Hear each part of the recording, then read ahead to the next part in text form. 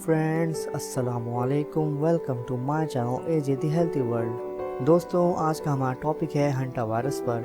इस वीडियो को बनाने का मकसद ये है कि आप सब इस वायरस से खौफजदा ना हो, क्योंकि कुछ लोगों ने हंटा वायरस के बारे में सोशल मीडिया में गलत अफवाहें फैला दी हैं। इस वीडियो में मैं आपको इस वायरस की हिस्ट्री, न्यूज़, प्रिवेंशन, ट्रीटमेंट वगैरह बताऊंगा।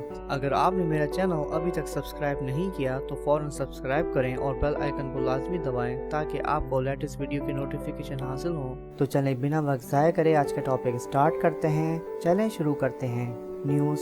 ये वायरल मैसेजेस जो हंटा वायरस के अरूज का हवाला देती है, लोगों में खौफ पैदा करती है कि कोरोना वायरस के साथ साथ दुनिया को एक और बीमारी लाहक हो सकती है। लेकिन ये इंतबा बहुत ज्यादा है। अगरचे हंटा वायरस के एक डेंजर फैमिली से ताल्लुक रखता है, लेकिन ये इस नए कोरोना वायरस से कंपेरेबल नहीं कर सकती है और ये कहीं भी कोरोना वायरस से करीब तर नहीं है। हंटा वायरस बिल्कुल भी नया नहीं है। ये कई दहाइयों से जाना जाता है और मुमकिन तौर पर इससे ज्यादा तवील अरसे तक जारी रहता है। ये आसानी से इंसानों में नहीं पकड़ा जा सकता और इस बात को वो पहले ही से फिक्रमंद लोगों में गैर जरूरी बातें शेयर करके परेशान कर रहे हैं। ग्लोबल टाइम्स, जो चाइनीज पब्लिकेशन का न्यूज़पेपर है, उन्होंने लास्ट मंडे को ये ट्वीट किया था कि पीर के रोज सुबह यूनान से ताल्लुक रखने वाला एक शख्स चार्टर्ड बस में काम के लिए शैनडोंग सुबह वापस जा रहा था, अचानक मर गया। इसका टेस्ट हुआ तो पता चला कि ये हंटा वायरस का शिकार था, लिहाजा बस में बाकी 32 लोगों का भी टेस्ट करवाया गया। बस ये ट्वीट वायरल बन गया और दुनिया भर में खौफ फैल गया कि एक और वायरस आ गया है।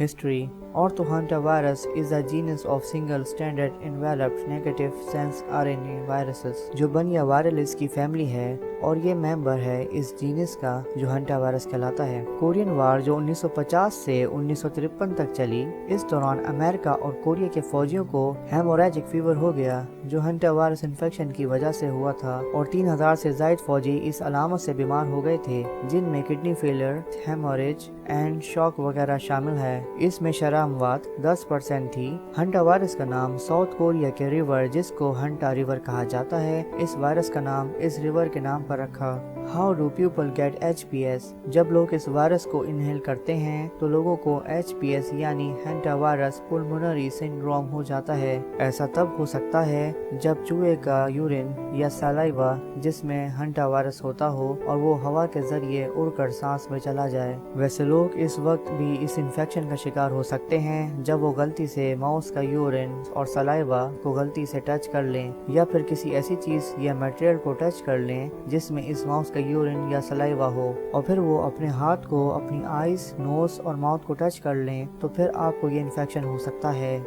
What are the symptoms of HPS? इसके सिम्टम्स 1 से 6 हफ्ते के दरमियान जाहिर होती हैं, जिसमें फीवर, सेवर मसल एक्स यानी फट्टों में शदीद दर्द, फटीग, थकावट, joint and lower back pain, जोड़ों और कमर का दर्द, डिफिकल्टी इन ब्रीथिंग, सांस लेने में दुश्वारी और बाज़ औक़ात लोगों में हेडेक, सरदर्द, डिजीनेस, चक्कर आना, चिल्स, सर्दी लगना, नोजिया, मतली, वोमिटिंग, उल्टी, डायरिया एंड स्टमक पेन वगैरह शामिल है। प्रिवेंशन।